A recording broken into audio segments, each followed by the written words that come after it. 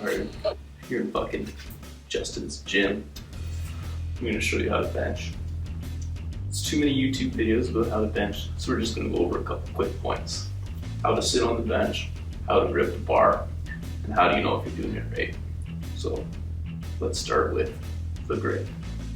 Alright, so a lot of guys sort of get the grip wrong. They kind of grip it like a deadlift where the pads of their hand go under the bar and they kind of squeeze it in order to get the bar kind of feeling snug. It feels like a very secure grip. There's a problem with that, which is your bar isn't sitting over your wrist bones appropriately. So what you actually want to do is almost get your thumb underneath first, and then the maximum grip in competition is where the ring is. So the maximum, you're going to put your pinky finger there, kind of put your thumb under, and then sort of grip like this, and then wrap your thumb underneath.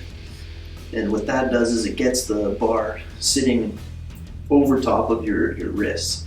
And if you notice, when I open my palm, my fingers just sort of sit over top of the bar because the pads of my hand are not underneath the bar, my wrist is. And then when you do it with both arms, when you start to lift, your bar, when you start coming down, it's sitting over those wrist bones. And then a lot of guys get it wrong where they take a false grip. But what ends up happening with a false grip is twofold. The first is your wrists are in a strained position, and then your bar isn't secure. Like if something happens, your thumb isn't gonna save you. So that's not a good idea. Don't do the false grip. So you just want to put your pinky finger, get your thumb under the bar, put your fingers on it, then wrap the thumb. That's the grip you want. Let's talk about how to sit on the bench. I think too many people have seen too many guys either on YouTube or on Instagram pulling the Halloween cat, which is curving your back way too much. They don't even know why they're curving their back.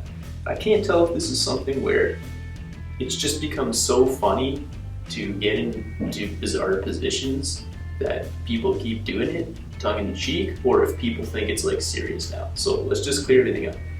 The whole reason you arch your back during the bench is to avoid a shoulder impingement. That's the only reason.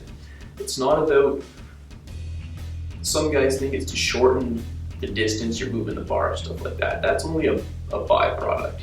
You're just trying to avoid the shoulder impingement on the bench. So a lot of guys, if you're doing the high pull, you pull it up like this, that is actually how physiotherapists check for the shoulder impingement. And when they go to bench, there's really no difference in the position. You're going to get a shoulder impingement if you're benching way out here. So what you want to do to avoid a shoulder impingement is get the bar further down, so you're hitting your chest here. But in order to do that, you have to arch your back. Got it? Let's check it out. First, you just want your eyes, basically your eyes not quite where the bar is. You want the bar, if you're looking straight at the ceiling, you want the bar just to be kind of underneath your gaze so that it's within your field of vision, but it's not your direct focus. And then from there, you get your feet flat on the ground and you just get your ass off the bench. And that's the appropriate arc right there. So that when you come down, where you hit, right there.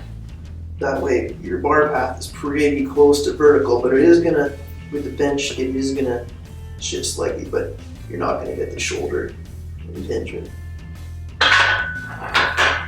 Okay, so the other way you can get your back arched is, I don't know if I can do it on this, just want to get your feet on it, arch, and then bring your feet down. But I actually hate doing that because I get a cramp in my ass.